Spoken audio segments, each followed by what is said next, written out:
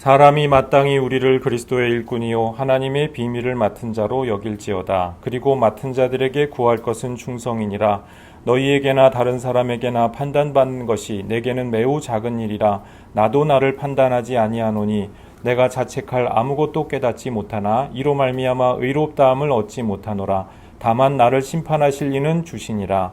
그러므로 때가 이르기 전 곧 주께서 오시기까지 아무것도 판단하지 말라. 그가 어두움에 감추인 것들을 드러내고 마음의 뜻을 나타내시리니 그때 각 사람에게 하나님으로부터 칭찬이 있으리라. 아멘. 1절 말씀입니다. 사람이 마땅히 우리를 그리스도의 일꾼이요 하나님의 비밀을 맡은 자로 여길지어다.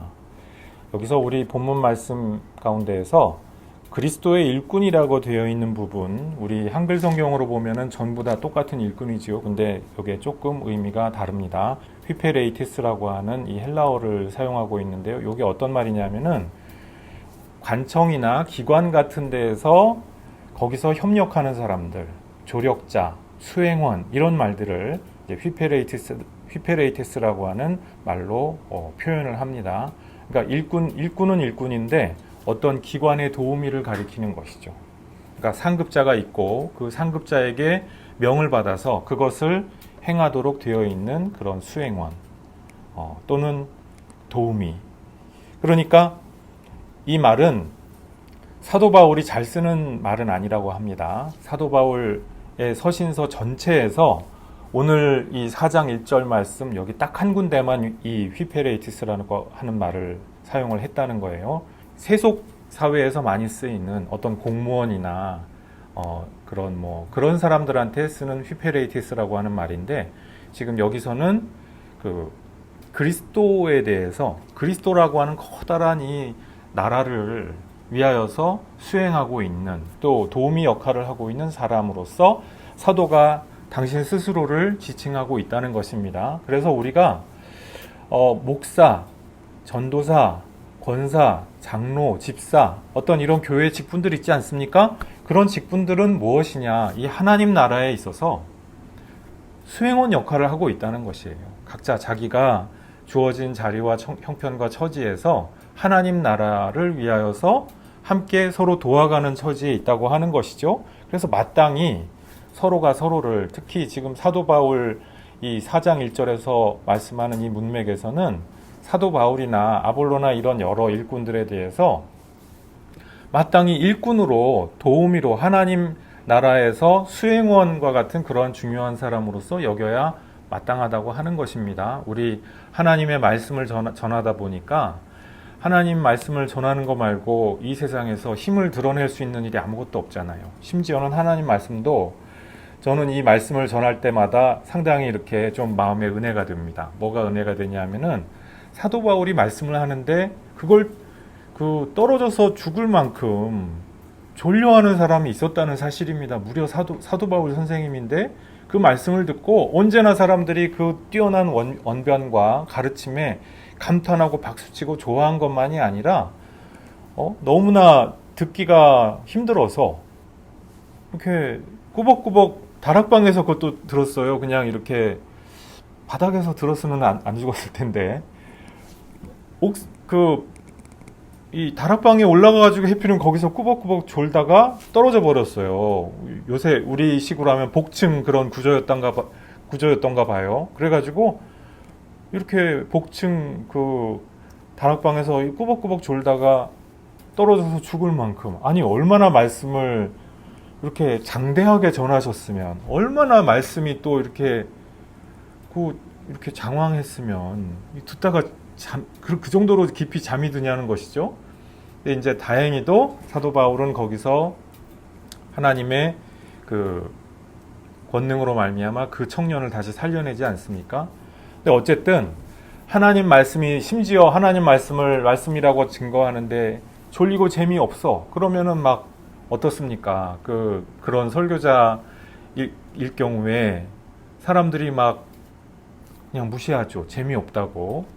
그런데 지금 4장 1절 말씀해 보니까 하나님의 말씀을 선포하는 사람들을 그리스도의 일꾼으로 대하고 대우해야 마땅하다라는 것입니다. 우리 공무원들이 공무를 집행하기 위하여서 우리 집이나 점포에 와서 어떤 일들을 한다고 생각하여 보십시오. 함부로 대할 수 있겠습니까? 공무를 집행 중인데 나라의 명을 받들어서 지금 뭔가를 하고 있는데 우리가 함부로 거기서 행동할 수 있겠습니까? 근데 마찬가지죠. 하나님의 사역자들 앞에서 함부로 행동하는 것 안 된다는 말씀이죠. 그러니까 지금 고린도 교인들이 굉장히 좀 잘못 복음에 대하여서 오해하고 착각하는 부분이 있습니다. 능력의 크기에 따라서 자기들이 생각하는 그 능력의 크기에 따라서 함부로 이분은 능력이 이만하니까 이만큼 대하고 이분은 능력이 작으니까 이렇게 대하면 되고 이러한 생각이 있었다는 거예요.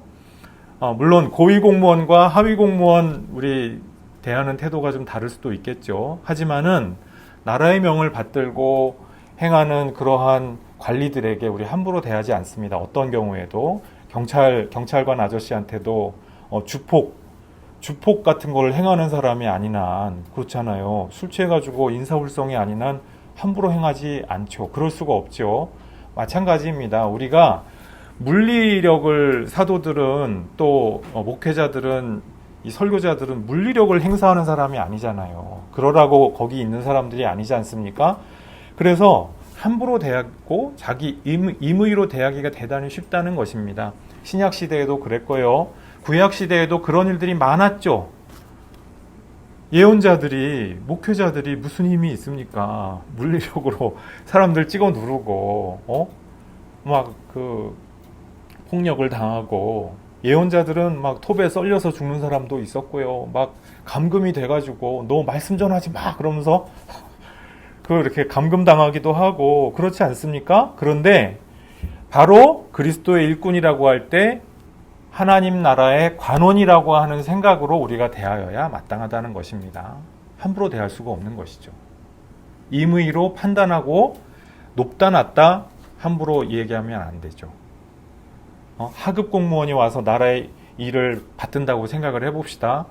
지금까지 여기서부터 여기까지 철거를 하세요. 안 그러면은 집행하겠습니다. 이제 공무원이 얘기를 해요. 그것은 나라의 명을 선포하는 것이죠. 그런데 네가 구급 공무원 주제에 뭐 어쩌고 저쩌고 구급 공무원들께는 대단히 죄송합니다만 하급 공무원이라고 함부로 대했다고 생각을 해보세요. 그런데 하급 공무원이라고 하는 일이라고 해서 그 일이 별거 아닙니까? 지엄한 나라의 명이거든요. 그것은 5급 공무원 그 상위 공무원이 하는 얘기하고 똑같은 효력을 갖습니다. 함부로 대할 수가 없죠. 더더군다나 그 다음에 사도 바울이 말씀을 하기를 하나님의 비밀을 맡은 자로 여길지어다 그랬습니다. 우리가 이 설교자들이 복음 선포를 할 때 에이 정말 졸리고 재미없어. 우리 그런 생각 들 때 있지 않습니까? 저도 그랬습니다. 그러니까 뭐 재미로 따져서 개그맨 만들 할까요? 개그맨 요새 개그맨 채널들 유튜브에서 보면 너무너무 재밌더라고요. 그런 분들만큼 목회자들이 아무리 노력을 한다고 해도 되겠습니까? 훨씬 더 그분들이 재밌죠? 재미있고 이런 걸로 해가지고 에이 별거 아니야 라고 오해하기 쉽습니다. 그런데 사도 바울이 지금 말씀하는 이야기가 뭡니까? 하나님의 비밀을 맡았다는 거예요.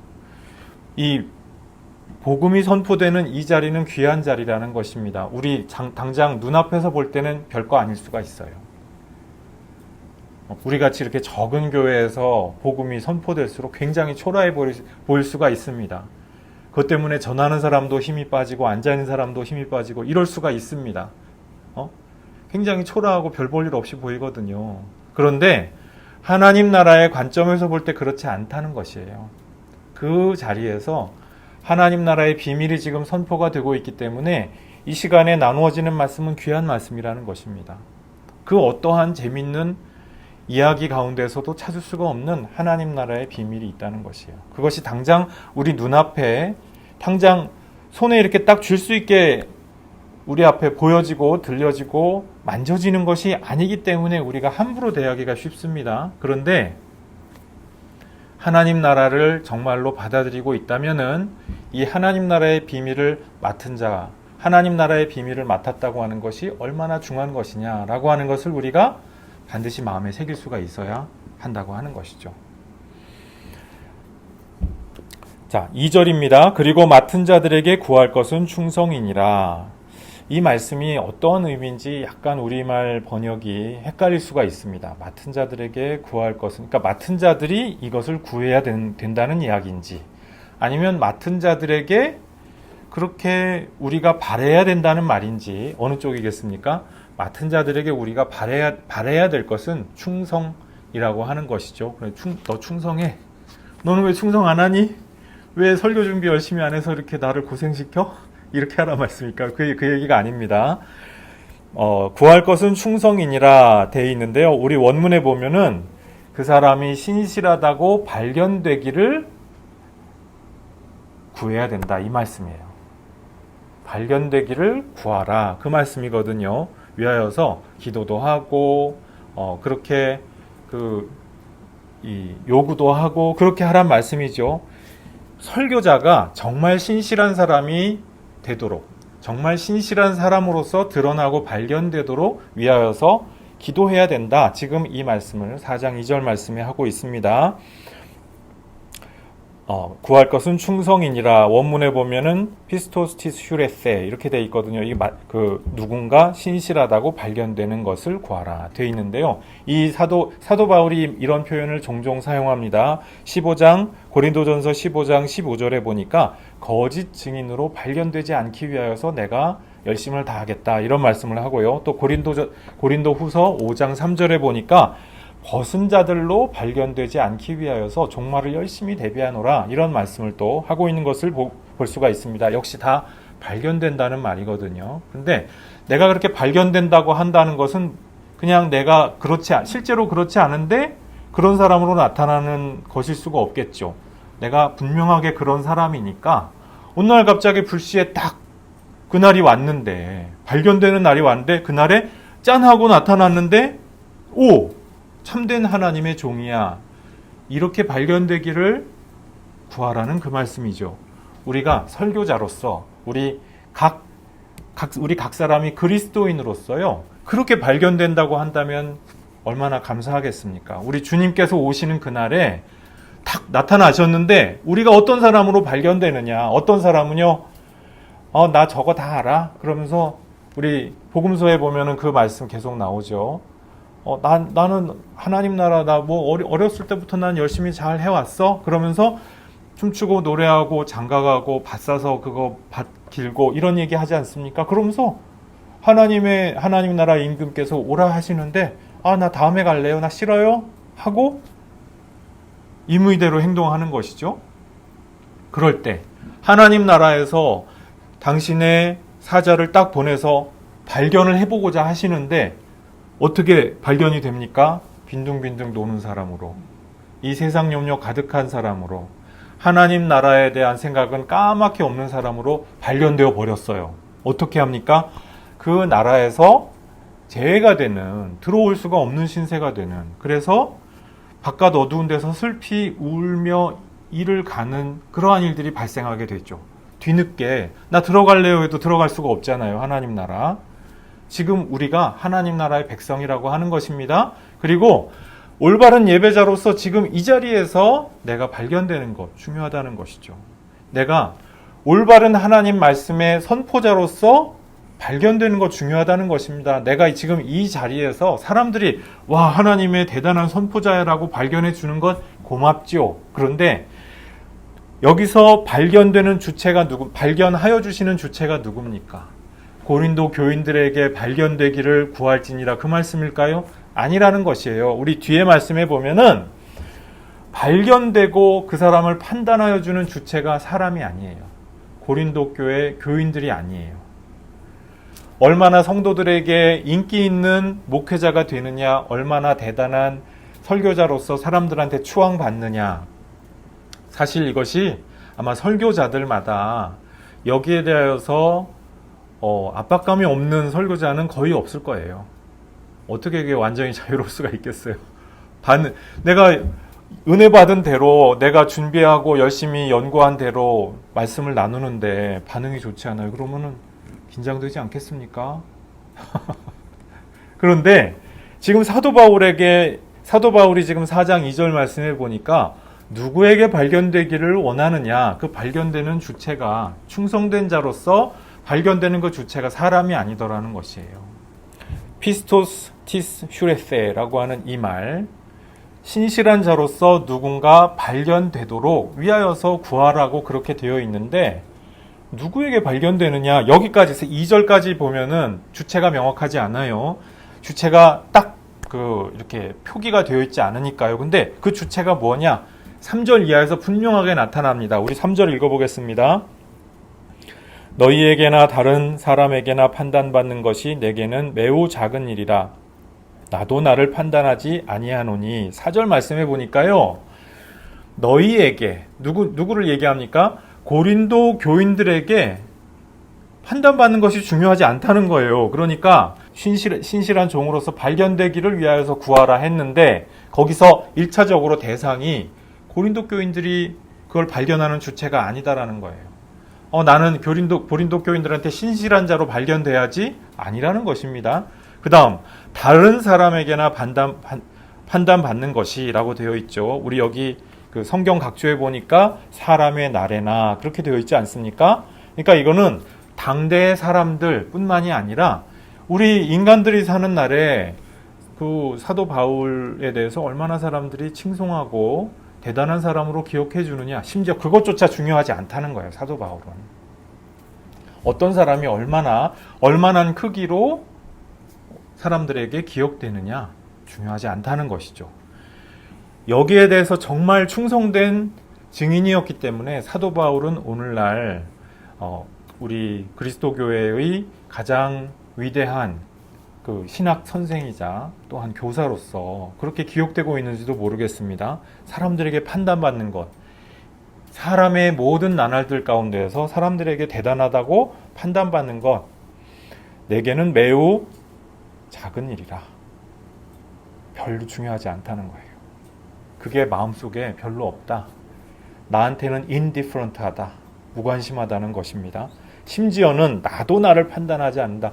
자기도 자기를 판단하지 않는다는 거예요. 내가 나님을 볼 때 나는 대단해. 이런 거 안 한다는 것이죠. 과소평가도 하지 않습니다. 과대평가도 하지 않아요.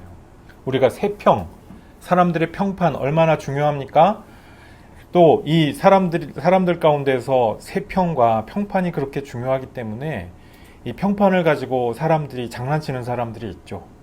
평판이 이렇다 저렇다 얘기하면서 그 사람을 올렸다 낮췄다 이런 거 하면서 자기 힘을 느끼면서 쾌감을 느끼는, 통쾌함을 느끼는 이런 분들이 있죠. 그 심리가 건강하지 않습니다. 그렇겠죠. 자기가 뭐라고 남을 이렇게 평판을 높였다가 낮췄다가 이걸 가지고 합니까? 그렇게 하면 안 되잖아요. 근데 지금 사도 바울이 우리 모두에게 가장 건강하고 가장 믿음직한 마음의 길을 일러주고 계세요. 그게 뭐냐 하면은 우리가 살면서, 이것은 설교자에게만 해당되는 이야기가 아니고 우리 각자 모두에게 해당되는 것이죠. 한 사람의 신앙인으로서나 생활인으로서나 마찬가지죠. 우리가 이 세상 평판에 따라서 막 이렇게 휘둘리다 보면은 이건 마치 풍선과도 같은 것인데, 사람들이 풍선을 이만하게 불어주면 와 박수 쳤다가 또 안 불러주면 오 하고 막 일희일비하다가 풍선이 뻥 하고 터져요. 그럼 그 세평은 뭐예요? 세평과 평판과 인기는 뭡니까? 그게 중요하지 않다는 것이죠. 사람은 변하지 않습니다. 그 사람은 그대로인데 사람들이 불어대는 그 평판이라고 하는 그 풍선 때문에 내가 일희일비하고 거기에 내 존재가 날아가 버리는 어처구니 없는 일이 벌어진다고 하는 것입니다. 그런데 사도 바울이 지금 우리에게 3절 이하에서 말씀해 주는 바는 뭐예요? 심지어는 나 자신조차도 내가 판단하지 않는다는 것이죠. 내가 사람들의 말에 일일이 다 반응하면은 나는 그 사람들이 조종하는 신세가 돼요. 그 사람들한테 조종당하는 신세가 되죠. 평판과 인기의 노예가 되어버리죠. 그래서 연예인들, 셀럽들, 인플루언서들 이런 분들이 이 마음이 굉장히 쉽지 않으실 거예요. 왜냐하면은 세평에 항상 왔다 갔다 해야 되니까, 거기에 대해서 항상 고민하고 스트레스를 받으셔야 되니까 쉽지 않으실 겁니다.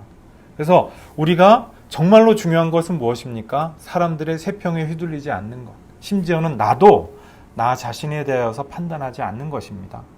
과소평가할 필요도 없고 과대평가할 필요도 없어요. 나를 정말로 진실하게 정직하게 온전하게 올바르게 나를 판단하고 평가하실 수 있는 분은 누굽니까? 하나님 한 분뿐이세요. 나도 나에 대해서 모르는 부분이 많아요. 그걸 어떻게 남들이 이야기를 해줍니까? 너는 이래. 너는 좋아 나빠 이런 거 어떻게 남들이 이야기해 줍니까? 그 이야기가 있어도 내가 마음에 너무 담을 필요는 없는 것이죠. 그래 하고 너무 격렬하게 반응을 한다. 거기에 그냥 확 낚여버린다. 안 되는 것이죠. 마찬가지로 내가 나를 보면서 너무 자만감에 이렇게 막 부풀어 올라가지고 함부로 행동하는 것도 문제 아니겠어요? 또 거꾸로 내가 나를 볼 때 너무 자괴감에 이렇게 찌들어 있어가지고 나를 너무 과소평가하고 모든 것을 안 좋게만 절망적으로만 생각한다면 이것도 문제죠. 성경에서 사도 바울을 통하여서 우리에게 일러주시는 올바른 자기 평가, 자기 판단은 그 기준이 나한테 있지 않다는 거예요. 세평에 있지 않다는 거예요. 올바른 기준은 어디에 있습니까? 하나님께서 예수님을 통하여서 우리를 판단하여 주시고 평가하는 그것만이 우리가 믿을 만하다 이겁니다. 근데 그 평가가 나왔어요, 안 나왔어요? 아직 안 나왔죠. 우리 예수님 안 배웠잖아요. 아직 계신 그대로 삼위일체 하나님을 하나님의 심판 보좌 앞에서 뵙고 있지 못하잖아요. 우린 지금 아직 생활인으로서 살고 있는 것 아닙니까? 아직 평가 안 나왔어요. 그런데 어떻게 우리가 함부로 판단을 해요? 남들을 어떻게 함부로 판단하고 평가하겠으며 우리를 어떻게 함부로 판단하고 평가하겠냐 이 말씀입니다. 4절 말씀입니다. 내가 자책할 아무것도 깨닫지 못하나 이로 말미암아 의롭다함을 얻지 못하노라. 다만 나를 심판하실 이는 주시니라. 그렇죠? 바로 이겁니다. 우리 양심에 거리낌이 없는 삶 중요하지요. 그런데 내가 하늘을 우러러 한 점 부끄러움이 없기를 입새에 있는 바람에도 나는 괴로워했다. 윤동주 시인의 그 시구처럼 우리가 정말 그렇게 양심적으로 살아간다고 칩시다. 그래서 내가 자책할 아무것도 깨닫지 못했다라고 쳐보자는 얘기예요. 그럼 내가 의롭습니까? 사도 바울이 지금 단도직입적으로 분명하게 딱 말씀을 하세요. 그렇다고 하더라도 내가 의롭다함을 받지 못한다고 하는 거예요. 내가 의롭다함을 받는 것은 내가 양심에 꺼리낌이 없기 때문에 의롭다함 받는 것이 아닙니다. 왜? 내 양심이 올바르게 기능해서 잘 기능해서 모든 것을 다 볼 수도 있는데 그렇지 않을 수도 있죠. 내 양심이 미처 보지 못하는 부분이 있고요. 사각지대라는 것이 있습니다. 누구에게나. 내 양심에 꺼리낌이 없는데 가만히 더 생각해 보니까 이것도 후회가 되고 이것도 부족한 점 있을 수가 있죠. 그렇겠죠. 혹은 내 양심이 건강하지가 못해서 상대방에게 내가 괴로움을 주는데 거기에 대하여서 내가 깨닫지 못할 때 양심에 나는 거리낌이 없어. 그럼 그 사람이 깨끗합니까? 아니죠. 상대방을 사람들을 막 괴롭게 하는데 나는 아무 거리낌이 없어요. 그건 문제 아니겠어요? 그거는 그분의 양심이 지금 고장나 있다는 것이죠. 병들어 있다는 것 아니겠습니까? 그래서 이로 말미암아 의롭다함을 얻지 못하노라. 나에 대하여서 온전한 판단을 내리실 이는 내가 아닙니다. 하나님이십니다. 하나님께서 나를 판단하시고 가장 정확하게 온전하게 판단하실 분이다. 다만 나를 심판하실 이는 주시다라고 하였다라고 말씀을 하고 있다는 것입니다. 5절입니다. 그러므로 때가 이르기 전 곧 주께서 오시기까지 아무것도 판단하지 말라. 그가 어둠에 감추인 것들을 드러내고 마음의 뜻을 나타내시리니 그때에 각 사람에게 하나님으로부터 칭찬이 있으리라. 아멘. 여기 보니까요. 주님 우리가 배울 그날까지 우리 자신에 대해서 판단하는 것을 그치라고 되어 있어요. 사도 바울이 자기 자신에 대하여서 판단하려고 하면은 얼마나 많은 것들을 판단할 수가 있었겠습니까? 사도 바울이요.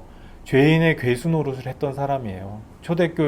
초대교회에 수많은 사람들을 죽는 대로 내어줬던 사람이고요. 이런데 양심의 가책을 느끼기 시작한다고 생각을 해보시죠. 사도 바울이. 하나님께서 나를 의롭다 하셨는데 그렇지만 나는 너무나 많은 사람이 나 때문에 죽고 다쳤어.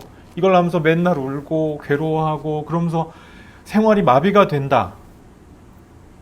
하나님이 그러지 말라시는 거예요.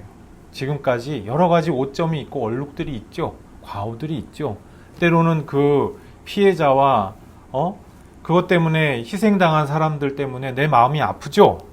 그런데 그것 때문에 내가 하나님 나라와 그의 의의를 발견을 했는데 그것을 향하여서 내가 날마다 진보하는 삶을 살아가지 않아도 될 이유는 되지 못한다는 것입니다. 내가 지금까지 잘못한 건 잘못했어요. 분명히 잘못했어요. 내가 잘못한 사람에게 용서를 구해야겠죠? 하나님께도 용서를 구해야겠죠? 그러면 그거 하느라고 시간 다 갑니까? 아니라는 거예요. 내 삶을 살아내야죠. 믿음의 진보가 나타나야죠. 내 삶이 성숙해야죠. 내 삶에서 성령의 아름다운 열매들이 맺히도록 최선을 다해야죠. 그리고 나서 하나님께서 그 다음에 평가하시는 것은 하나님의 심판대 앞에서 그날에 평가하실 것이라는 것입니다. 그날에 그가 어둠에 감추인 것들을 드러낸다 하셨습니다. 어둠에 감추인 것들이요, 더럽고 추악하고 더러운 것들이 드러날 수도 있고요. 어떤 사람은 고귀한 것이 그 안에 감추어져서 사람들이 미처 보지 못한 것일 수도 있습니다. 우리가 주님 앞에 딱 모든 것이 드러나는 그날에 우리 마음에 감추인 것들이 쓰레기였는지 보화였는지 그것을 준비하고 예비하는 것은 지금 우리의 선택에 달려있죠. 우리가 하나님의 의와 나라를 위하여서 날마다 진보하면서 우리의 믿음이 날마다 성장하면서 그렇게 살아가기를 원할 때 우리의 이 마음 속에는 보화가 가득하게 될 것이에요. 성령의 아름다운 열매들이 날마다 가득하게 맺혀질 것이에요. 그러나 내가 내 마음에 내 양심에 자꾸 얽매여 있고 그리고 사람들의 세평과 그리고 사람들의 인기에 내가 전전긍긍 얽매여서 거기에 종로로 타면서 살아간다면은 내 마음속에는 결국 쓰레기밖에 남지 않게 되겠죠. 무가치한 것들로 가득하게 되겠죠. 하나님께서 우리 마음의 뜻을 나타나게 되실 때 하나님께서 칭찬을 주실 만한 그와 같은 주님의 사랑받는 자녀들 모두 되시기를 주님의 이름으로 축복합니다. 기도하시겠습니다. 아버지 하나님, 맡은 자들에게 구할 것은 충성이라고 오늘 주의 말씀을 통하여서 우리가 확인하였습니다. 아버지 하나님, 오직 주님께 우리가 충성하기를 열심을 다할 수 있게 도와주옵소서. 우리가 직분자로서 또 신앙인으로서 생활인으로서 아버지 하나님, 하나님을 기쁘시게 하는 삶을 살아갈 수 있게 주님 도와주시옵고 아버지 하나님, 세평이나 또한 사람들의 평판이나 인기나 이 모든 것들에 우리가 함께 춤추며 그것으로 말미암아 우리가 우리 스스로를 잃어버리는 안타까운 일들을 범하지 아니할 수 있도록 은혜 내려 주옵소서. 또한 우리의 양심이 담대하게 하나님을 바라보되 또한 우리의 양심에 사로잡힌 나머지 우리의 믿음의 진보도 불가능하게 되고 또한 우리의 믿음의 성장도 나타나지 아니하게 되는 어리석은 일들을 범치 아니할 수 있도록 도와주옵소서. 오로지 하나님께서 보여주시는 하나님의 나라와 그의 의를 위하여서 열심히 구하며 충성하기에 주님 항상 힘쓸 수 있도록 우리 모두의 믿음을 지켜주시고 함께하여 주시옵소서. 감사드리옵고 예수님 이름으로 기도드리옵나이다. 아멘.